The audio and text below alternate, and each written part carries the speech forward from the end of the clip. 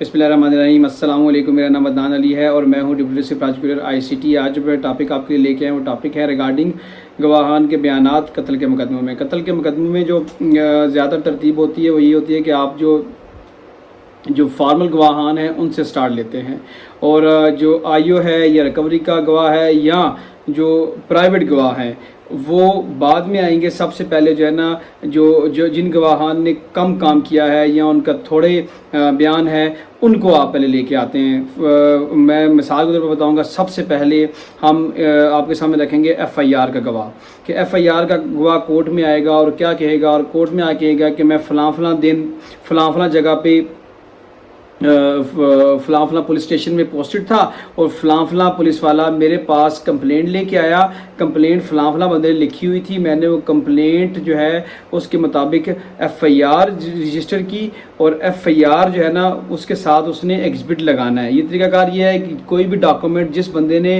वो बनाया हो वो डॉक्यूमेंट उस पर एग्जिबिट करते हैं। तो इसने यहाँ पे FIR बनाई है तो इसके बयान में FIR एग्जिबिट होगी। उसके बाद वो कहेगा कि वो जो कंप्लेंट लेके आया था मेरे पास ओरिजिनल, उस कंप्लेंट के ऊपर मैंने अपने उसके जो मार्जिन पे जो कंप्लेंट थी उस पर इंडोर्समेंट की। जब वो इंडोर्समेंट की उसके बाद मैंने क्या किया कि वो कॉपी ऑफ FIR और कंप्लेंट उस बंदे के हैंड ओवर कर दी कि वो लेके चला जाए जहाँ से वो आया था तफ्तीशी के पास। ठीक है, या वो मौके पर होगा या वो हॉस्पिटल पे होगा, कि मैंने उसके हैंड ओवर कर दी। तो ये जो है ना, जो प्रोसिक्यूशन ने अपना पहला विटनेस पेश किया उसका बयान जो है ना इस तरह से होगा। वो है FIR, और FIR का जो है ना एग्जिबिट होना इसमें ज़रूरी है, और उसके साथ लगेगा एग्जिबिट PA। जो एग्जिबिट है वो तरीकाकार मैं बताता जाऊँ। कोई भी डॉक्यूमेंट जो है वो आपने लाजमी जो गवाह है जो उसने साइन किया होगा या जो तैयार किया हुआ डॉक्यूमेंट है वो लाजमी है वो एग्जिबिट उसके बयान में हो। तो यहाँ पे FIR थी, FIR इसने रजिस्टर्ड की, तो इसी वजह से ये जो FIR है इसके बयान में एग्जिबिट होगी। ठीक है, ये तो हमने कर दिया। उसके बाद हम जो बयान करवाएंगे PW2 प्रोसिक्यूशन विटनेस 2, वो जो है उसका हम करवाते हैं कंप्लेंट जो इस्तिगासा लेके आया पुलिस स्टेशन हॉस्पिटल से।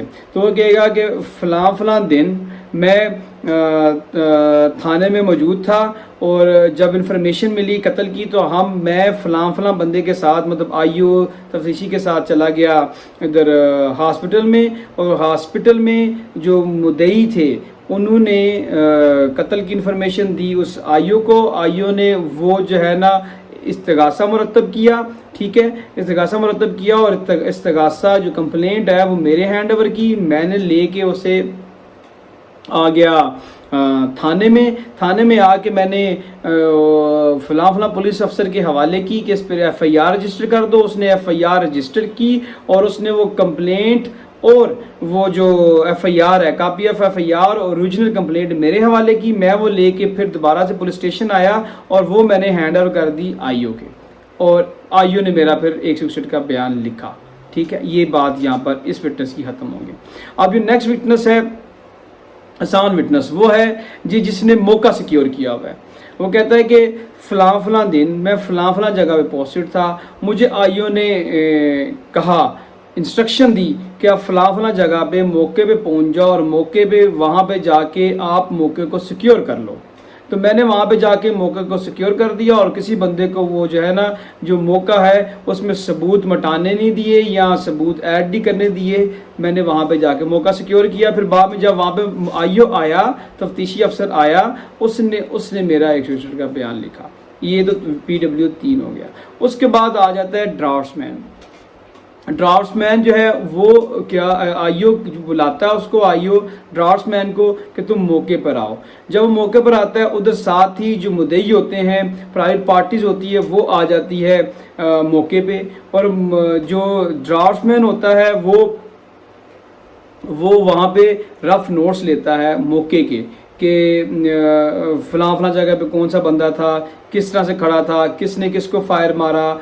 तो इस तरह से सारी चीज़ें जो है ना वहाँ पर जो मुद्दई मुकदमा है और उसके साथ जो वहाँ पे कोई यानी शाहिद हो जिसने वो मौका देखा हो, उनकी निशानदेही पे वो रफ नोट्स ले लेता है। फिर उसके बाद वो क्या करता है कि बाद में किसी और तारीख को वो स्केल्ड साइड प्लान, जिसको कहते हैं कि नक्शा मौका इसका स्केल के साथ वाला, ठीक है, तो वो स्केल का जो स्केल साइड प्लान है वो दे देता है आके आईओ को। तो किस तरह से ड्राफ्ट में कहेगा कि फलां दिन को मुझे आईओ ने कहा कि मौके पे आओ। जब मैं मौके पे गया तो वहाँ पे कंप्लेनेंट, आई विटनेसेस और आईओ मौजूद था। मैंने आईओ की हिदायत पर और इनकी कंप्लेनेंट आई विटनेस की निशानदेही पे रफ नोट लिए। रफ नोट लेने के बाद मैं चला गया वहाँ से, और उसके बाद फलां तारीख को मैंने जो स्केल्ड साइड प्लान है वो जो उसके है ना आईओ के हैंड ओवर किए। यहाँ पे जो स्केल्ड साइड प्लान है उसने एग्जिबिट होना है कि एग्जिबिट इसके साथ पीबी आ जाएगा, क्योंकि पहले हमने एफआईआर एग्जिबिट की है। और ये जो स्केल्ड साइड प्लान है ये इसी का अपना बनाया हुआ है, इसका सेक्रेटरी है ये, तो ये इसको क्या करेगा, एग्जिबिट करवाएगा। और साथ में ये कहेगा कि ये जो काली स्याही में लिखा हुआ, मैं एक और बात बताता चाहूँ कि जो स्केल्ड साइड प्लान होता है इस पे रेड उस पे इंक में भी लिखा होता है और ब्लैक इंक में भी लिखा होता है। जो ब्लैक इंक में लिखा होता है सारा कुछ वो इसकी राइटिंग होती है, और जो रेड इंक में लिखा होता है वो आईओ की राइटिंग होती है। तो वो कहेगा कि जो ब्लैक इंक के साथ जो राइटिंग है मेरी है और इस पर मेरे दस्तखत हैं, और इसको एग्जिबिट PB करवा दिया हमने। यहाँ पर तो हमने ये PW4 करवाया। उसके बाद जो हम अपना जो नेक्स्ट विटनेस है वो एक और विटनेस करवाते हैं, जिसे कहते हैं कि इंचार्ज NFSA, जो लेबॉर्ट्री का इंचार्ज है। एक और तरीकाकार है पुलिस वालों का कि वो क्या करते हैं कि जब भी कोई पार्सल है मौके से उठाना, खासकर 302 के मुकदमे में अगर खून उठाना है मौके से, तो वो जो NFSA है, लेबॉर्ट्री है, ये नेशनल फोरेंसिक साइंस एजेंसी, ये जो एजेंसी है इसका एक इंचार्ज होता है टीम का। वो वहाँ से मौके से खून भी उठाता है और उसका सील पार्सल बनाता है। इस तरह से मौके से होले हैं जो एम्प्टीज हैं पिस्टल की वो उठाता है, उसका सील पार्सल बनाता है। फिर वो जाता है उधर हॉस्पिटल में अगर लाश पड़ी हुई है तो वहाँ पे जो है ना उसके जो मुंह के बक्का स्वाब लेता है, मुंह से उसके स्वाब लेता है, या इसके जो क्लिपिंग्स हैं नाखून के वो निकालता है, या नाखून के नीचे से जो है वो दोनों हाथों के वो जो है ना खून लेता है, फिर उनके पार्सल बनाता है। और ये सारा कुछ वो आईओ की इंस्ट्रक्शन पे करता है। तो वो इस तरह से कहेगा कि आईओ की इंस्ट्रक्शन पे मैं मौके पे गया, मौके से मैंने ये चीज़ें सिक्योर की, और उसके बाद फिर मैं हॉस्पिटल गया, हॉस्पिटल से मैंने ये चीज़ें सिक्योर की, और वो पार्सल जो मैंने आईओ के हैंड ओवर कर दिए। ठीक हो गया। और उसके बाद जो है ना तफ्तीशी ने मेरा जो है ना 106 का बयान लिखा। इसके बाद जो नेक्स्ट बिजनेस है वो हम करवाएंगे मुहर्रम मालहाना। मुहर्रम मालहाना 302 के केसेस में एक उसका जो है ना डिटेल बयान होता है। वो कोर्ट में आके कहता है कि फलां तारीख को मैं थाने में मौजूद था, तो जो पहले दिन का होता है 302 का, कि पहले दिन में उसने मुझे आईओ ने ये चीज़ें हैंड ओवर की। वो चीज़ें क्या हो सकती हैं, वो चीज़ें जो है ना जैसे मैंने अभी आपको बताया वो होले हो सकते हैं मौके से उठाए, वो रुई खून आलूद हो सकती है, वो जो पारचात पुशीदनी है, जो कपड़े उसके डिसीज़ के हैं मरे हुए के उसने जिसने पहने थे वो हो सकते हैं।